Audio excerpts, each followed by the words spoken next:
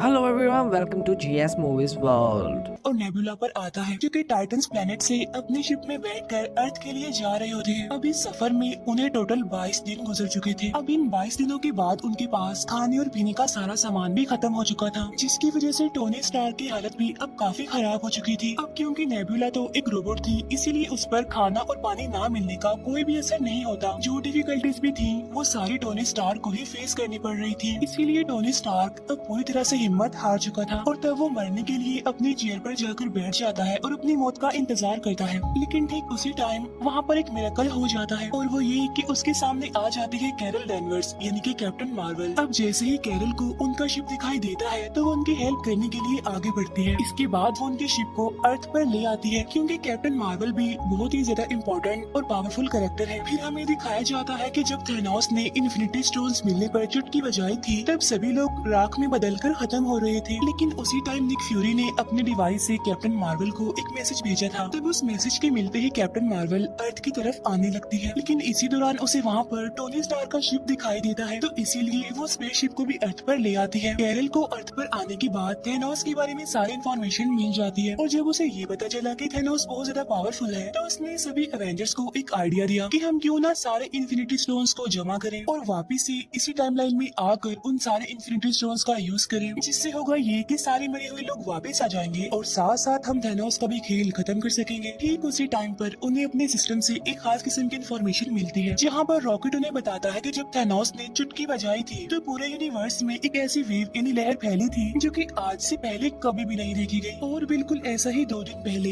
एक गैलेक्सी पर भी हुआ है। क्या पता थैनोस ने दोबारा से चुटकी बजाई हो जिसकी वजह से हमें फिर से ये वेव देखने को मिली। तब यहाँ पर सभी एवेंजर्स को पता चल जाता है कि थैनोस ने फिर से अपने सारे इन्फिनिटी स्टोन्स का यूज किया है। तब उसकी वेव की वजह से ये लोग उसके सिग्नल्स को ट्रैक करते हैं और फिर अपने स्पेसशिप से उसे प्लेनेट पर पहुंच जाते हैं जहां पर थैनोस था। और यहीं पर हमें दिखाया जाता है थैनोस जो कि अब कमजोर और काफी थका हुआ लग रहा था। इसके बाद वो सब वहां पहुंचकर थैनोस को पकड़ लेते हैं और उससे पूछते हैं कि सारे इन्फिनिटी स्टोन्स कहाँ हैं, जहां पर थैनोस उन्हें बताता है कि मैंने सारे इन्फिनिटी स्टोन्स को यूज करके सभी स्टोन्स को डिस्ट्रॉय कर दिया है ताकि कोई भी इन इन्फिनिटी स्टोन्स को दोबारा से जोड़कर इस पूरे यूनिवर्स को दोबारा से पहले जैसा ना बना दे। अब इस बात की वजह से थोर को बहुत गुस्सा आता है, इसीलिए वो अपने हैमर से थैनोस का गला काट देता है और वहीं पर वो थैनोस को जान से मार डालता है। अब क्योंकि इन्फिनिटी स्टोन्स तो थे नहीं, इसीलिए किसी के पास भी कोई होप नहीं थी कि सारे मरे हुए लोग वापिस से जिंदा कैसे होंगे। इसीलिए वो सारे ही काफी डिसअपॉइंटेड हो जाते हैं। इसीलिए वो सारे अपने अपने रास्तों पर निकल जाते हैं। इसके बाद थोर अब एक नई जगह पर जिंदगी गुजारने लगता है जो कि नॉर्वे में थी। तो बिल्कुल लेजी हो गया था, वो अलग अलग तरह के नशे भी करने लग गया था जिसकी वजह से वो फैटी भी हो गया था। दूसरी तरफ हल्क ने अपने ब्रूस बैनर और हल्क की बॉडी पर कुछ साल काम करके उन दोनों बॉडीज को मिला दिया, जिससे फाइनली वो बन गया प्रोफेसर हल्क, जिसमें हल्क की पावर्स के साथ साथ ब्रूस बैनर का तेज दिमाग भी था। दूसरी तरफ हम देखते हैं कि कैप्टन अमेरिका ने एक ग्रुप बनाया है जिसमें वो सर्वाइवर्स को सिखाता था कि जो टाइम गुजर गया हमें उस पर नहीं बल्कि जो हमारा आने वाला कल है यानी हमारा जो फ्यूचर है हमें उस पर फोकस करना चाहिए। अब जिंदगी को मजीद किस तरह से अच्छा बनाया जाए वो इस बारे में काफी डिस्कशन करता रहता था। टोनी स्टार्क यानी आयरन मैन ने पेपर बोट से शादी कर ली थी और उनकी एक बेटी भी थी। यहाँ पर टोनी अपनी फैमिली के साथ एक पुरसुकून लाइफ गुजार रहा था जिसका अब दुनिया से कोई लेना देना नहीं था। इसके बाद 5 साल गुजर जाते हैं। जब एंटमैन पिम पार्टिकल्स लेने के लिए गया था तो थैनोस की चुटकी बजा देने की वजह से वो वहीं पर फंस गया और जिस लैब में वो गया था वो एक वैन में थी, लेकिन वहाँ पर एक चूहा होता है जिसकी वजह से वो मशीन फिर से स्टार्ट हो जाती है, जिससे होता ये है कि एंटमैन इन स्कॉटलैंड फिर से हमारी दुनिया में वापस आ जाता है। अब जिस दुनिया में वो गया था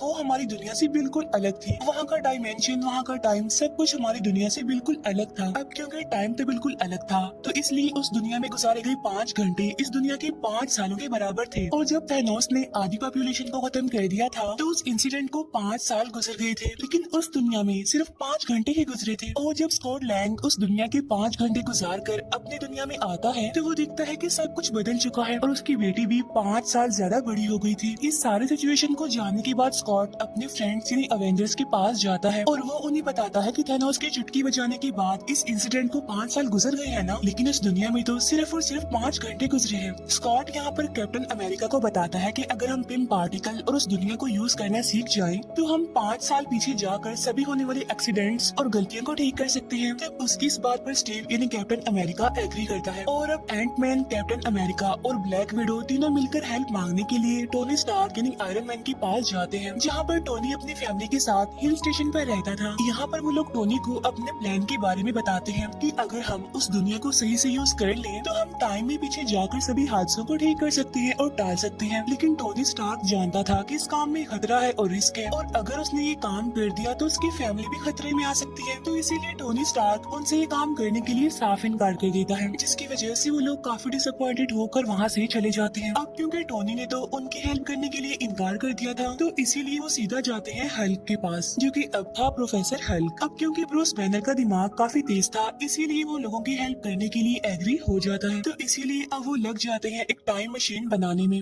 जहाँ पर एक्सपेरिमेंट्स करने के बाद उन्हें पता चलता है कि हल्क ने जो टाइम मशीन बनाई है वो ठीक तरीके से काम नहीं कर रही है। वो हमें उस टाइम पर नहीं ले जा रही जिस टाइम पर हमने जाना है। फिर हमें टोनी स्टार्क दिखाया जाता है, जो कि अपने घर में जार्विस के साथ टाइम मशीन पर काम कर रहा था, लेकिन तभी उसके कोड्स एकदम से एक्यूरेट हो जाते हैं, जिससे फाइनली एक टाइम मशीन बन जाती है। और इसी वजह से टोनी स्टार्क को अपने डिसीजंस चेंज करने पड़ते हैं। पहले जहाँ पर वो ये सोच रहा था कि वो अपनी फैमिली को खतरे में नहीं डाल सकता, अपनी फैमिली को बचाएगा, तो वहाँ पर उसकी वाइफ पेपर बोट्स आकर उसे समझाती है कि तुम हमारे लिए पूरी दुनिया को खतरे में नहीं डाल सकते, इसीलिए तुम हमारी फिक्र मत करो, बल्कि पूरी दुनिया को बचाने की कोशिश करो, और यही हमारे लिए खुशकिस्मती की बात होगी और एक गिफ्ट होगा। और तब टोनी अपनी वाइफ की बात मान लेता है और टाइम मशीन पर काम करना शुरू कर देता है। और इसके बाद वो सीधा पहुंच जाता है स्टीव यानी कैप्टन अमेरिका के पास, जहाँ पर वो उसके लिए उसी की वाइब्रेनियम से बनी शील्ड लेकर आता है। इसके बाद नताशा टोक्यो जाती है क्लिंट बार्टन को वापस लाने के लिए। वो उसे समझाने की कोशिश करती है कि एक नकाबपोश किलर बनकर लोगों को मारना तुम्हें सेटिस्फेक्शन नहीं दे सकता। तुम्हें सेटिस्फेक्शन तभी मिल सकती है जब तुम्हारी अपनी फैमिली तुम्हारी आंखों के सामने होगी, और हम इसमें तुम्हारी हेल्प कर सकते हैं।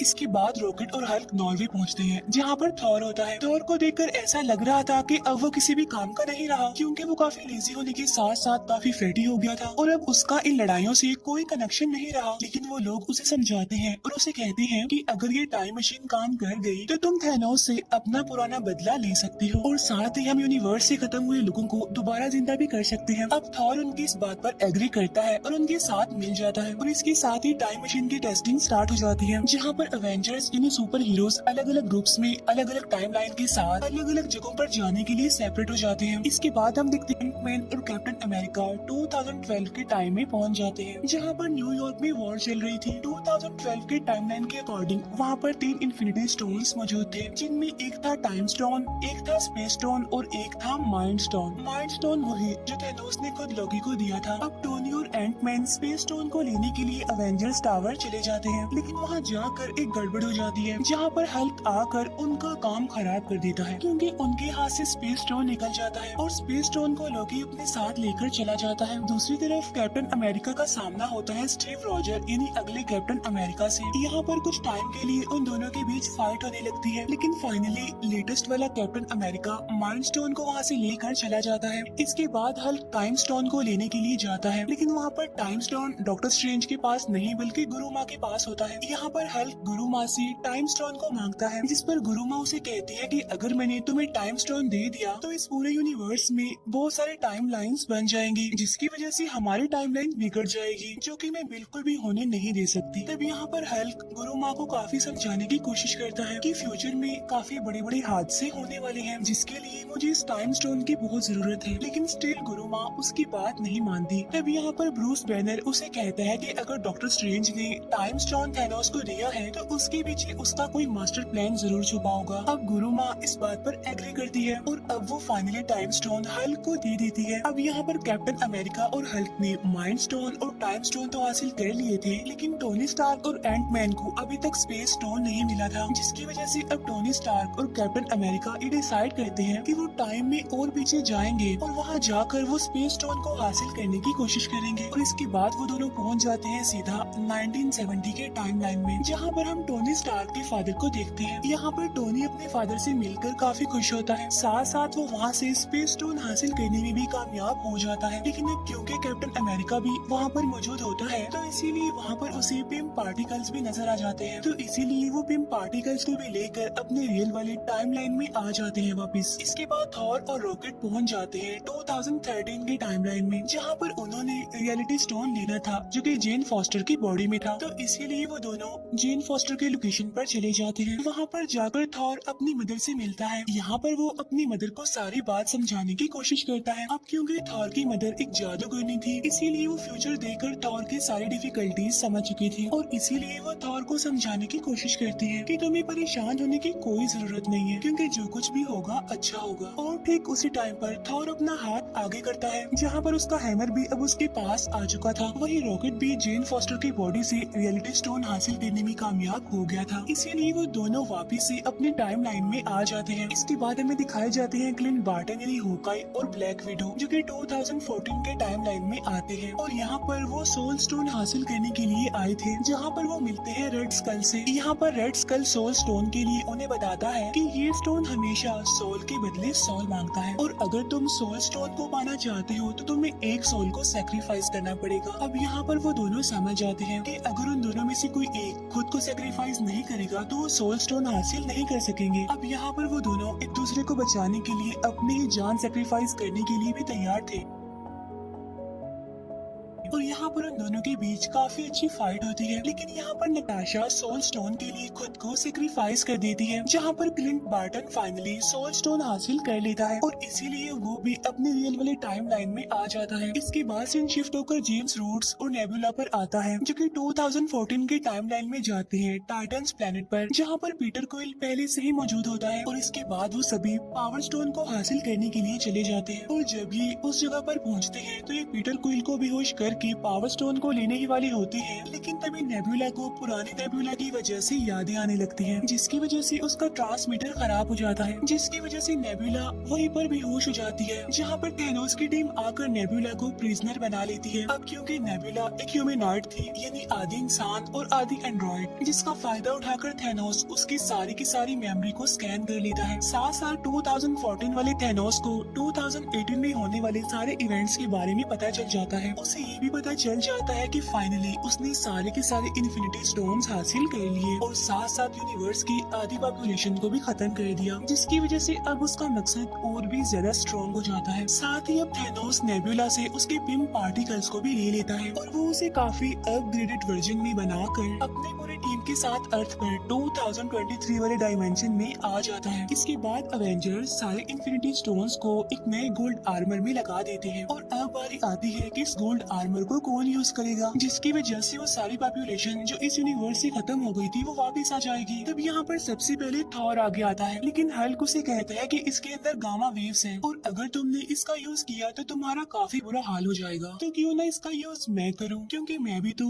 गामा वेव से ही बना हूँ। इसके बाद हल्क उस गोल्ड आर्मर को पहनता है और चुटकी बजा देता है, लेकिन यहाँ पर हल्क की हालत काफी खराब हो जाती है। अब हालांकि थैनोस ने भी सारे इन्फिनिटी स्टोन्स को हासिल करने के बाद ही गोल्ड आर्मर को यूज किया था, लेकिन उसे तो कुछ भी नहीं हुआ था। लेकिन यहाँ पर हल्क के साथ ऐसा इसलिए हुआ था क्योंकि थैनोस हल्क की निस्बत काफी ज्यादा पावरफुल था और यही वजह होती है कि हल्क की यहाँ पर काफी बुरी हालत हो जाती है। लेकिन वो सारी पॉपुलेशन जो यूनिवर्स से खत्म हो चुकी थी अब वो वापिस आने लगी थी। तब इस बात की वजह से वो सारे अवेंजर्स काफी खुश होते हैं, लेकिन उनकी ये खुशी ज्यादा टाइम तक टिक नहीं पाती, क्योंकि तब थैनोस भी अपने शिप और अपनी पूरी टीम के साथ रियल टाइम यानी 2023 में पहुंचकर उन लोगों की लोकेशन को बॉम्ब से उड़ा देता है, जिसकी वजह से वहाँ पर काफी बड़ा ब्लास्ट हो जाता है और वहाँ पर सब कुछ डिस्ट्रॉय हो जाता है। साथ साथ थैनोस भी काफी गुस्से में था और इस बार वो चाहता था कि वो सारे इन्फिनिटी स्टोन्स को हासिल करके आधी पॉपुलेशन नहीं बल्कि इस पूरे यूनिवर्स की सारी पॉपुलेशन को ही खत्म कर दे और उसके बाद वो एक नया यूनिवर्स बनाए, जहाँ पर सब लोग थैनोस को अपना गॉड समझे, उसे माने और उसे सबसे ज्यादा इम्पोर्टेंस दे। और यहाँ पर इस मूवी की सबसे जबरदस्त फाइट शुरू हो जाती है। अब यहाँ पर बहुत अच्छे अच्छे सीन्स हमें देखने को मिलते हैं, क्योंकि थैनोस की टीम और अवेंजर्स यानी हमारे सुपर हीरो एक दूसरे के आमने सामने आकर मुकाबला करते हैं। यहाँ पर बार्टन उस गोल्ड आर्मर को लेकर भागता है। इसके बाद हमें दिखाया जाता है कि कैप्टन अमेरिका हैमर ले लेता है और इसके बाद वो थैनोस से लड़ाई करने लगता है। अब यहाँ पर हम कैप्टन अमेरिका और थैनोस के बीच एक काफी जबरदस्त फाइट देखते हैं, लेकिन थैनोस के आगे टिकना कोई आसान बात नहीं है, क्योंकि थैनोस उन सबसे ज्यादा पावरफुल था। अब यहाँ पर थैनोस की टीम अवेंजर्स पर भारी पड़ रही थी, इसीलिए सभी हीरोज हार मानने के करीब थे। लेकिन उसी टाइम पर 5 साल पहले लड़ाई करने वाले सारे अवेंजर्स और सुपर हीरोज उनकी हेल्प करने के लिए आ जाते हैं, जहाँ पर पहले तो आगे आती है ब्लैक पैंथर की टीम,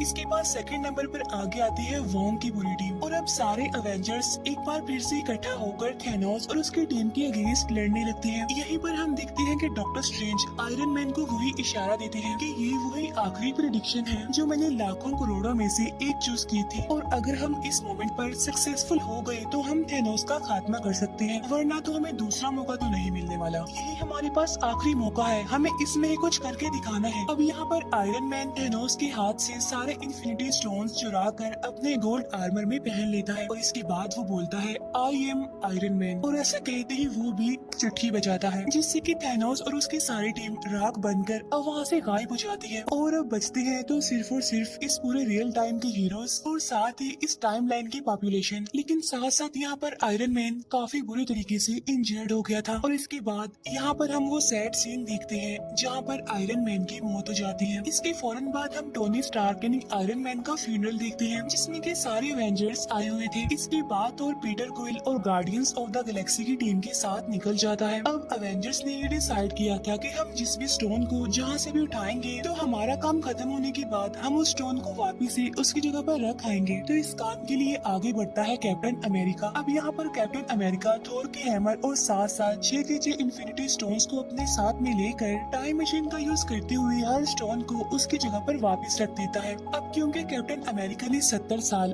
बर्फ में गुजारे थे, तो इसीलिए उसने अपनी जिंदगी को ठीक से नहीं जिया था, तो इसीलिए वापस से वो अपनी 1945 के टाइमलाइन में आकर अपने साथियों के साथ अपनी बाकी की जिंदगी गुजारता है। और जब उसका लास्ट मोमेंट आता है तो वो रियल टाइम यानी 2023 के डायमेंशन में आकर अपने साथी यानी फैल्कन को अपनी हाथ शील्ड देकर